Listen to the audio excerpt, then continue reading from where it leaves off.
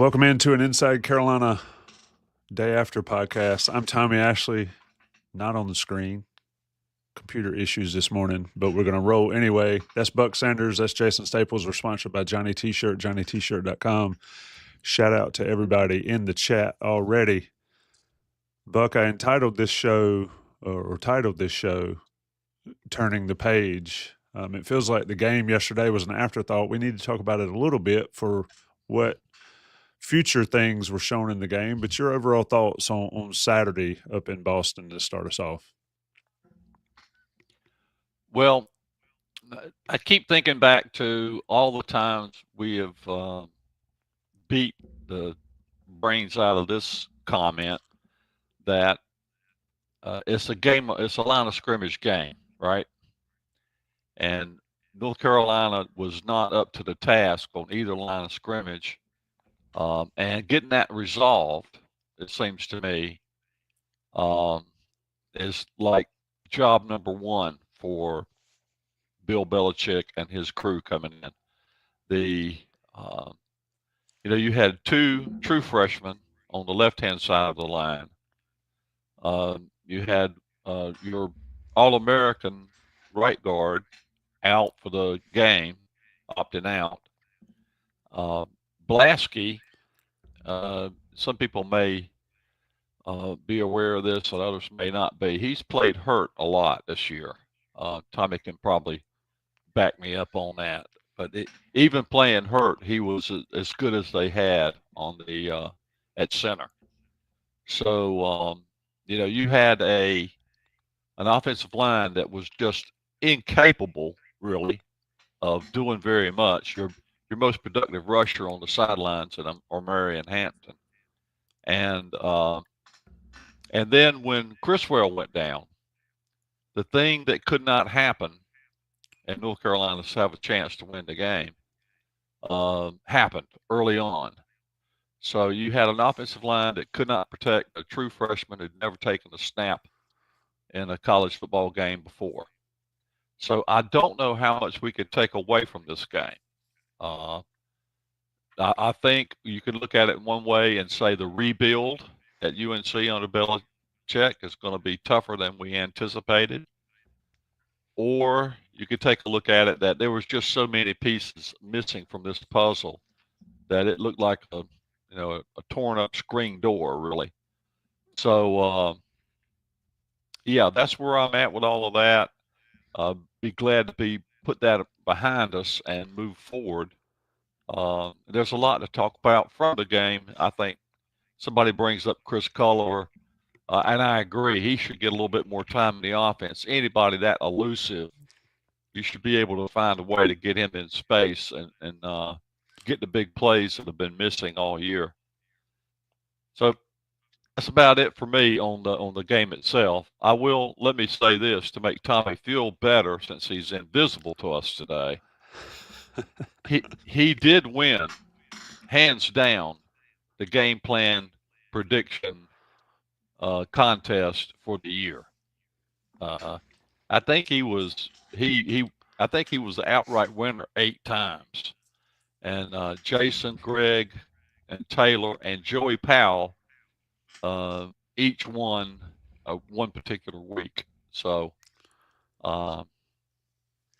Tommy's gut was better than Jason's and Greg's numbers this year. So we'll see how that works out going forward. It is fitting that you cannot see me cheesing right now. But because after the prediction, it's funny, and Jason, we can talk about this here. I want to get your opening thoughts, but people always say, how in the hell did that group pick Carolina to win this game when Carolina doesn't win? And my response was, if should have known were stacks of cash, we'd all be in the islands somewhere. I mean, is there anything from yesterday, Jason, that you saw coming that can translate going forward? I thought there were some players that stood out, but just your overall thoughts, and let's talk about what positives can carry forward, and we'll leave the bad stuff behind. Well, we're on to TCU. Absolutely. TCU, who blew out Louisiana in their bowl game. Yep, we're on to TCU. On to TCU. Yeah. to TCU. Please help me here. I have struggled this morning. I need your elaboration. You've never looked better, Tommy. Somebody A said long that in distance. chat. They need their hands spanked too. It's Yeah. a long. The further away the camera, the better here, and that's a Yep. long shot. We're on to TCU. Come on, man.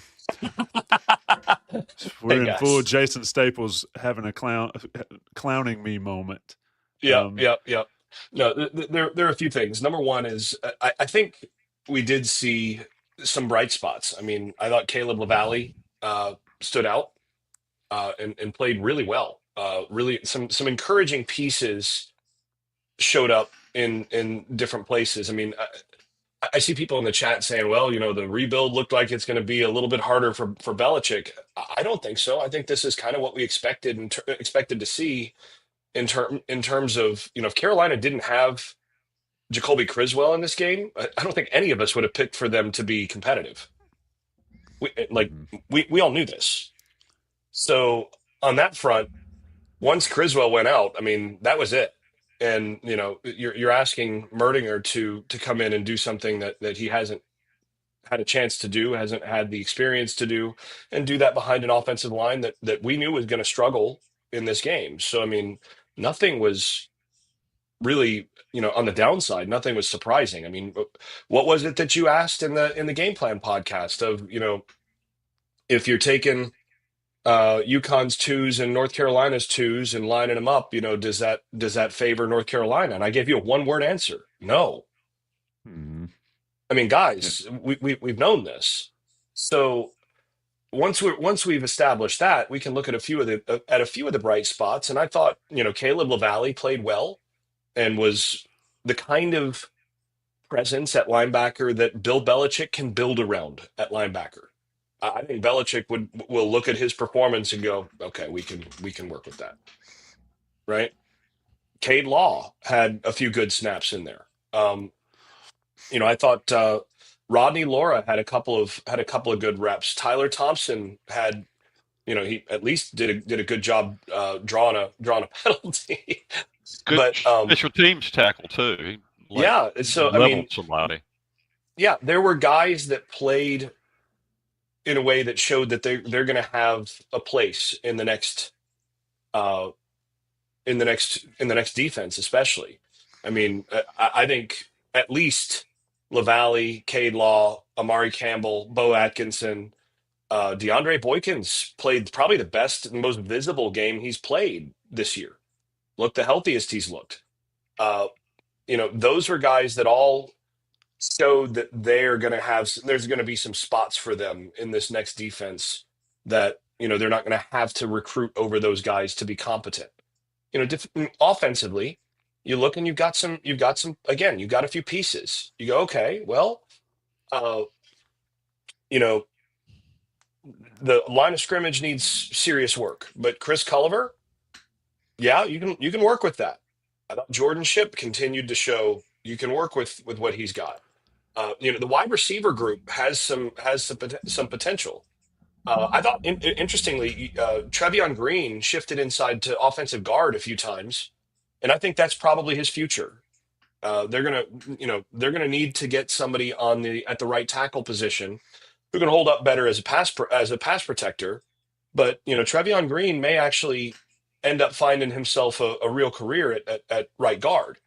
So other than that, I mean, Aiden Banfield is still a promising player. You still have, as you mentioned, Austin Blasky, still a solid player. So you still got three guys on your offensive line that you probably can build around. You just have to fill out with 4 or 5 other guys, 6 other guys that you can bring into the program so that on the line of scrimmage, you're not getting overwhelmed and you're not getting, destroyed in pass pro, play in, play out. That's what they've got to do. And they've already been active in bringing guys in on the offensive line. I think they probably need to add a couple more pieces. But, the one thing that we said in this game is that they're going to have to take advantage of a weak back end in UConn's defense. And that, one of the keys to this game would be Jacoby Criswell being able to get the ball out to those receivers so that they could show out. And by the middle of the first quarter, that was out. I mean, that's the game. But I do think that there's pieces that this staff is going to look at and go, yeah, we can build around that. And on to TCU. But your thoughts on the offensive side, who stood out that can contribute? Obviously, Culliver, Ship. Yeah, Caleb Hood got out of the portal, played his bet. For me, watching that game, and this is the old man / dad aspect of it, I guess, was to see him healthy and having a little fun playing football. I Yeah, mean, if that's one he's positive always been a came good out. player when he's healthy. Yeah, so Buck, just sort of expound on who fits next year, or at least going into the spring. I think it's going to be chaotic over the next 2 weeks, 3 weeks, and then spring, and then some more chaos. But just thoughts on that aspect of it, because it was an audition game yesterday. Regardless of what people think, it was time to show up and play. And like Jason said, a few of them did and did well. Well, I think if you could get maybe 15, 20 pounds on the Valley, he looked like a little Teddy Bruschi out there making plays for Bill Belichick. And he really looked good. I mean, it didn't look fluky at all. He's a hard-nosed player, and he's in position more often than not. So there's definitely something to work there with number 34. Number 12, Atkinson, is a good piece on that side of the ball. I like Allen and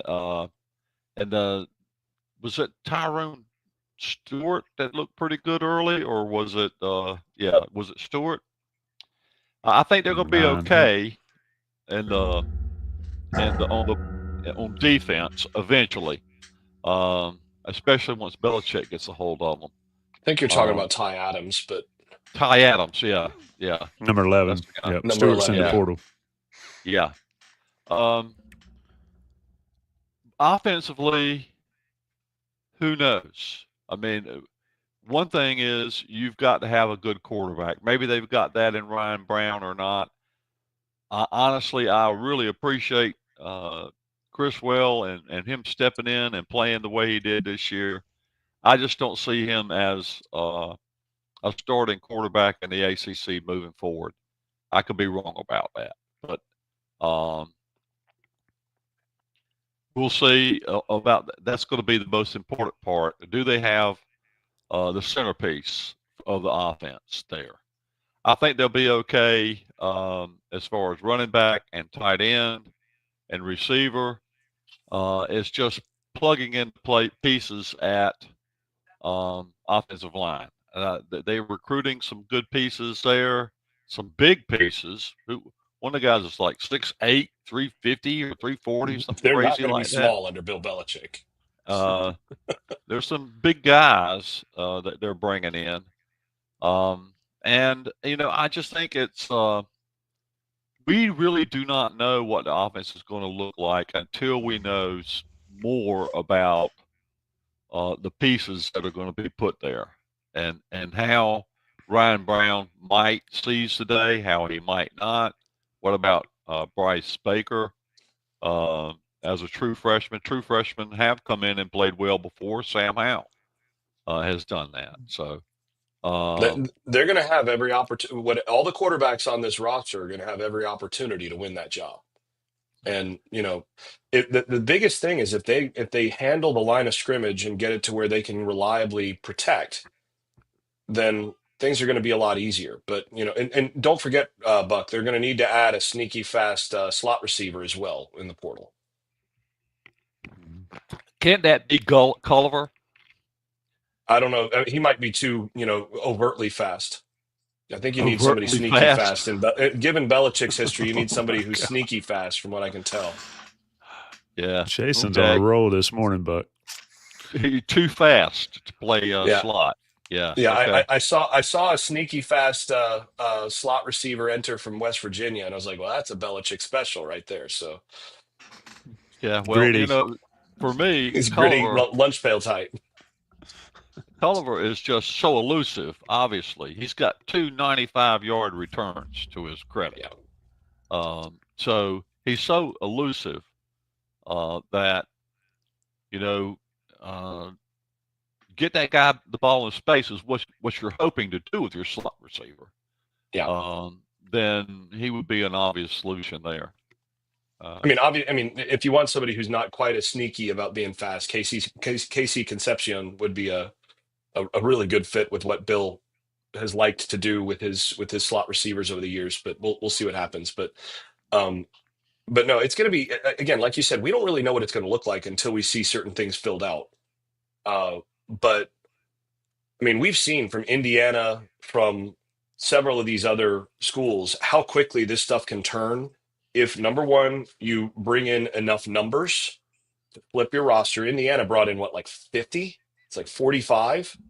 And then the other is if you have the quarterback. And that's the thing, people, if you look at Indiana, what changed for Indiana? They had two quarterbacks this year that were first-rate players.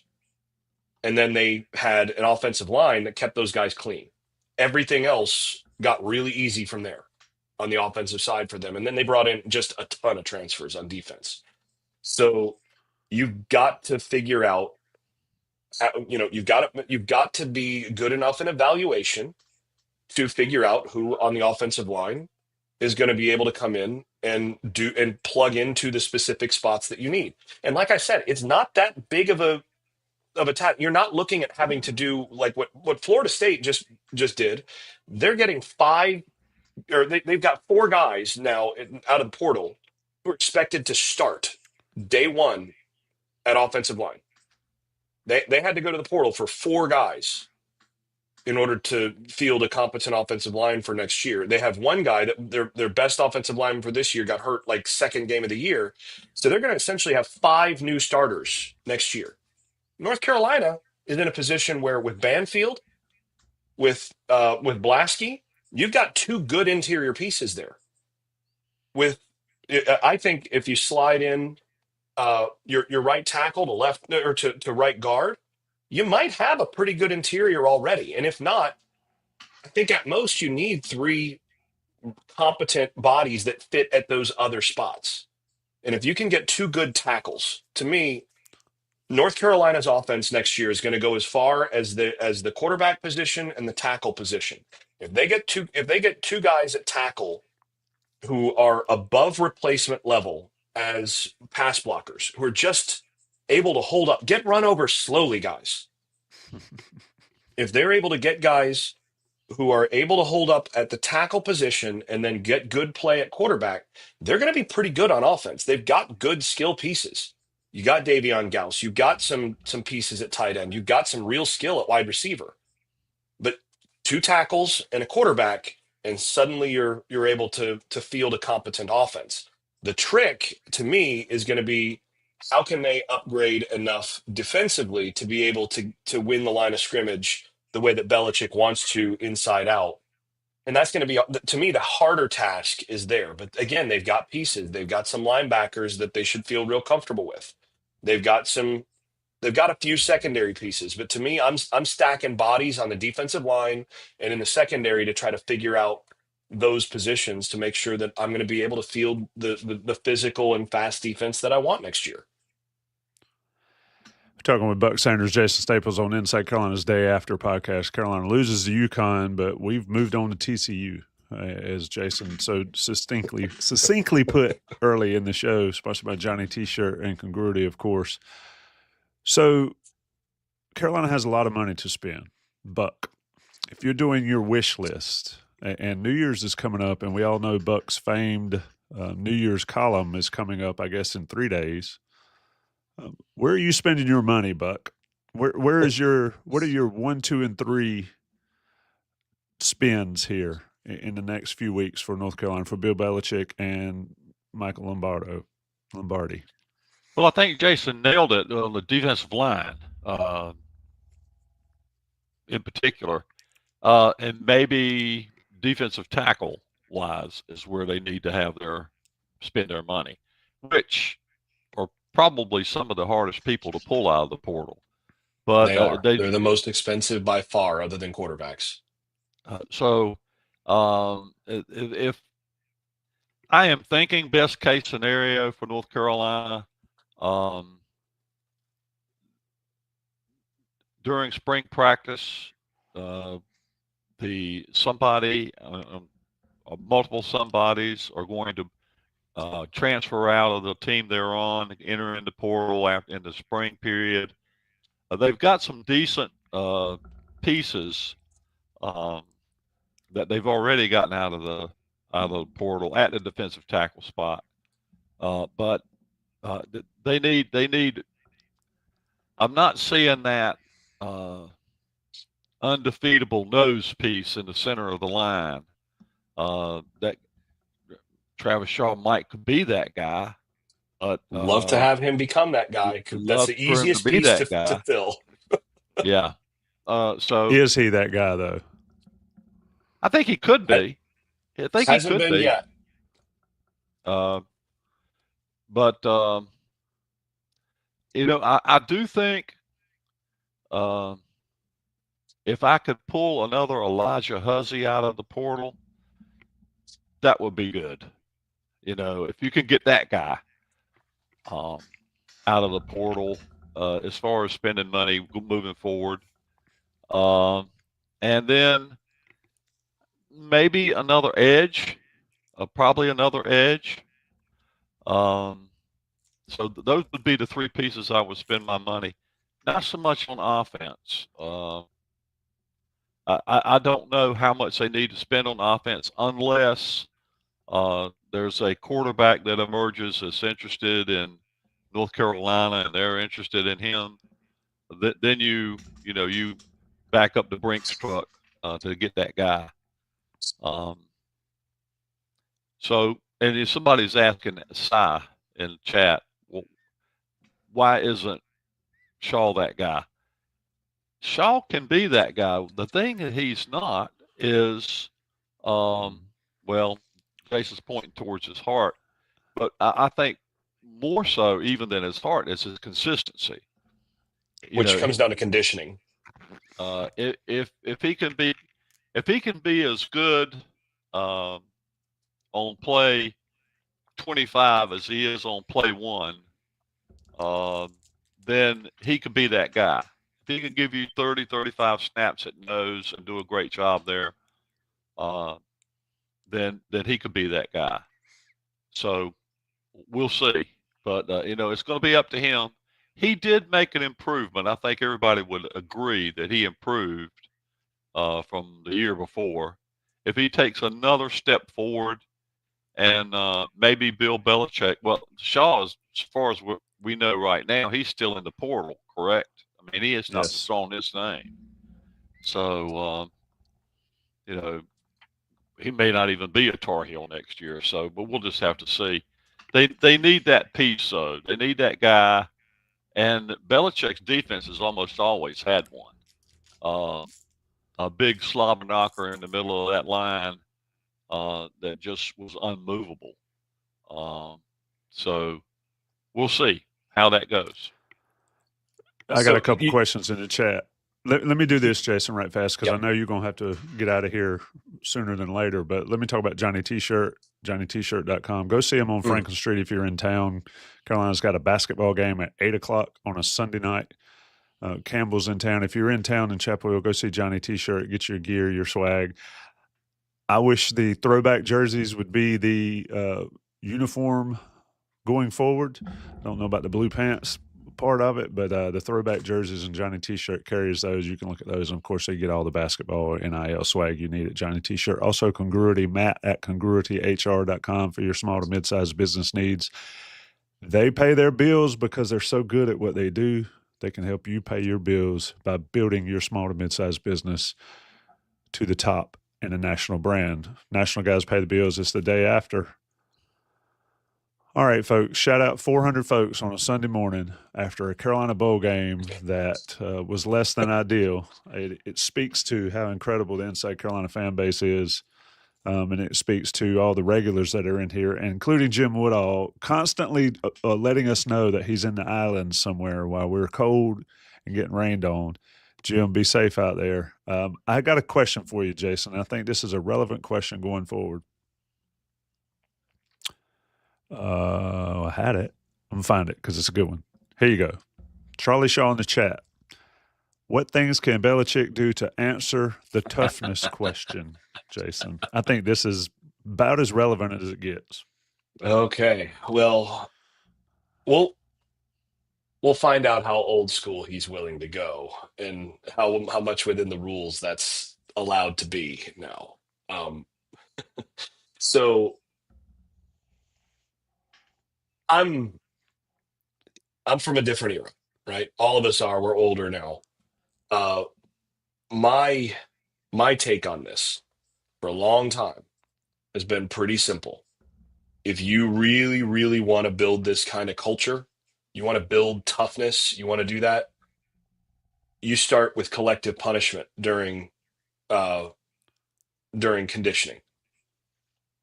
What I mean by that is if that guy there doesn't do his job, then all of you are doing this extra work here that's going to be really, really unpleasant right now. If that guy there doesn't run through the line harder than that the next time, you're all doing it again. And like I became like this is the way Bobby Bowden did things. There was a whole lot of that in our conditioning stuff and in our practices. One guy screws up and everybody runs gassers. One guy screws up and everybody in off-season conditioning goes right back to the front of the line and has to redo it and do it better and do it with higher effort, or you just keep doing it. And if another guy in that same group screws up, they all do it again. And here's the thing. That very quickly becomes a player-led movement. Because if that guy keeps screwing up, there's somebody's going to order talk with him. Somebody's going to order the code red. Yep. Right? And at a certain point, if you're going to be a good football team, you need that guy on that wall. Right? You need that guy who is going to enforce that. And several of those guys, you need the guys to start to look at each other for accountability and say, look, if we don't get this right, if you don't get this right, we're never getting out of here. We're not doing this. So like we're going to continue to suffer. To me, you put those kinds of demands in place and you start to foster team accountability. And accountability is the core thing. And the other thing, and this is something that Belichick is going to be able to do on the basis of his brand name, and that is he can come in and tell these guys, look, if you're not willing to put in the work, if you don't want to be here, then that's fine. There's the door. We'll find somebody else who wants to play. And I've become utterly persuaded that in the portal era, it might be more true than ever that if you coach trying to make sure that guys don't transfer, it's poison to your program. It used to be. I think we saw that. It used to be that if you, when you would get, let's say you recruit a 5-star player, the first thing that happens when that player gets on campus is what? There used to be a term for this. You start unrecruiting that player. Right? You get a 5-star on campus, and the first thing he has to learn is you ain't the top man on this roster anymore. Welcome to college. And there becomes a process of de-recruiting or unrecruiting that person so that now he's going to have to learn how to play and how to play hard in your program. And you essentially you treat things as a weed out. And it was hard. You could be hard on these guys because they were invested in your program, and the rules about sitting out a year with a transfer and all of that were onerous enough that generally speaking, guys just stayed on the roster and normally would eventually sort of come around. In the portal era, it's really easy to say, yeah, but if I push guys like that, they're just going to leave. My take on that is this. If you coach with the fear of losing guys because you pushed them that way, then those are the guys that you don't want in your program in the first place. You've got to treat these things as a weed out. Like, look, instead of, well, I don't want to lose these guys. It's, look, if there's any of those guys on my roster that don't want to work like that, I want them leaving. I don't care how talented they are. I mean, I do, but like, what matters to me more is that I have the talented guys on my roster that are holding each other accountable and putting in the effort that I want. So what you have to do is you have to foster we're going to work at this level. We're going to hold each other accountable at this level. And if that accountability isn't for you, then you can leave. And Belichick can do that because a lot of these guys are going to look at him and be like, look, I want to go where you were. And they don't want to leave. And so then you force them to raise their level. That to me is the single most important thing other than talent acquisition this offseason. And what Belichick and Lombardi and the rest are going to have to figure out is they're going to have to make sure in the transfer portal that they bring in guys who are about that work, who they know they can push like that. And then those guys are going to set that standard. That's the difference. That's what changes the program. Buck, does talent, or excuse me, does scheme and all that stuff matter remotely as much as Jason's talking about, in your opinion, for success on the college level, especially? Certainly, I've always been a huge advocate of using your personnel in a way that helps them win ball games, however that works out. And so I've always been intrigued about scheme. But the most fascinating thing about Bill Belichick to me is he is not wedded to scheme at all. Scheme is not his. Scheme is a means to an end. And I think probably too often it became a end in itself in some college programs. We're going to be air raid come hell or high water. We're going to be option come hell or high water. If we're losing by 50 points, that's the offense we're going to run. Belichick is not like that at all. And I think it'll be fascinating to delve into this deeper and deeper as we go. Because whatever offense he runs, it's going to be the one he thinks can beat the other team. That's the offense that's the scheme he prefers. Is the one that's going to get him a victory on Saturday or Thursday, whenever he's playing the game.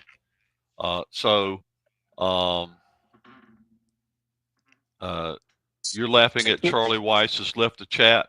That's exactly what I'm laughing at. What a great comment. A decided schematic advantage didn't go very far because scheme. So culture eats scheme for breakfast. Uh-oh, that's the new "you get what you allow" quote. Carry on, Buck. Jason threw that haymaker in there. He was right. No. I think that pretty much sums it up. I think that's right, but doesn't make the scheme part of it less fascinating to follow and delve into as we go. The other piece is probably the more important one that trumps, but following the scheme part of it will be something that's certainly of an interest to me and to Jason, I'm sure, going forward. Mm-hmm. Well, and I'm of the view that scheme actually, you have to marry your scheme with your culture.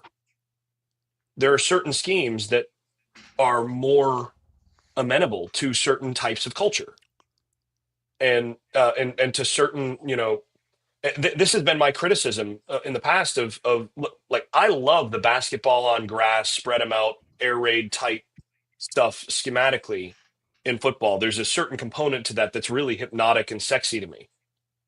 But the fact of the matter is, I've just seen too much to go, look, the teams that run that as their default without any other aspect to it just tend to get soft.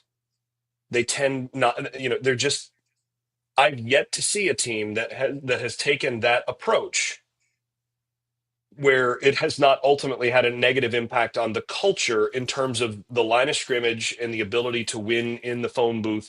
And eventually, at some point, you have to be able to score in the red zone and stop teams in the red zone. Football is as much as anything about winning within the, inside the 20-yard line. When things get reduced down and you don't have the space you can take advantage of, you got to be able to win there. And the thing is, when you play against the best defenses, the tough defenses and all of that, with elite athletes at corner and all of that, those teams are not going to let you score 70 yards out multiple times a game. 5, 6, 7 times. You better be able to win inside the red zone. And that's where you start to have to, that's where toughness starts to manifest. And the same thing on the other side of the ball. So this is where scheme and culture you sort of marry a little bit. You have to figure out how to scheme to get the culture to inculcate the culture that you want first and foremost, and then, as Brad Jones, you got it, the comment on the screen right now. Culture is more important, but scheme makes up for ability limitations. That's exactly right. What you have to then assess is, okay, this is who we are culturally. This is bread and butter. This is some of the stuff that we have to do. Just we have to practice this schematically because this is going to affect who we are as a team, and it's going to shape our toughness and all that. But then you look at it and you go, yeah, but we don't have that guy. Like, if you don't have the, as you called him, the big slobber knocker at defensive tackle, nose tackle, you find ways to work around that. The thing that I expect to see Belichick do is try to stack as many guys at like 6'5", 6'6", 285, 295 as possible. You get, that kind of long, can play across the defensive line player, and that's your kind of Belichick ideal.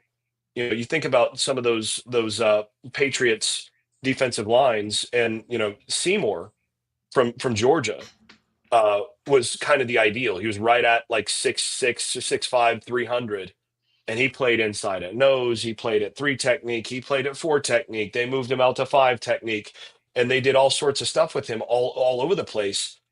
They're going to want to have guys that are in that like 280 to 305 range, and have, if they could have 10 of those guys on their roster who can play, that's what they want. And then they'll line them up. And then ideally you put, at least one really big guy who can move out there, and that's a bigger advantage. But if you don't have that guy, you scheme around it and you say, okay, well, we're not going to ask our nose tackle to 2-gap as much then, because we got a 300-pound nose tackle, not a 340-pound nose tackle. So we're going to just get upfield more. We're going to change the way that we do things schematically, because you affect what pieces you have affects what you choose to do there. But it's still the scheme that you run still impacts your culture. And so those two things, you have to kind of figure out how to marry them. And that's really the art of coaching as much as anything, is figuring out how to do that. Great stuff there, Buck. Let's start to wind this up. I know Jason's got to get out of here.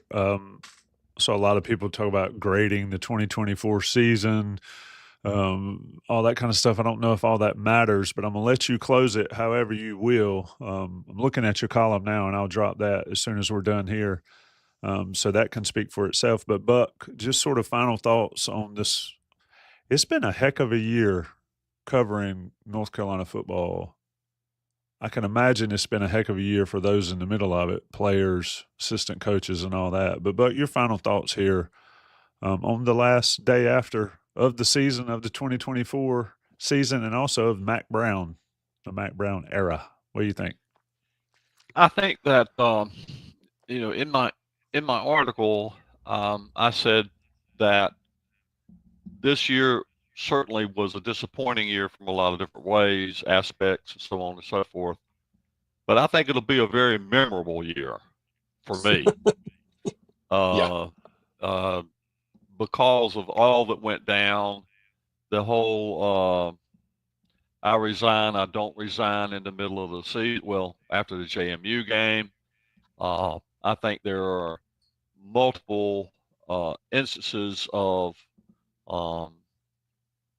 if one or two things had gone their way and we talk about this all the time in terms of the context of a game. You know, it comes down to 3 or 4 plays a game, who wins and who loses quite often.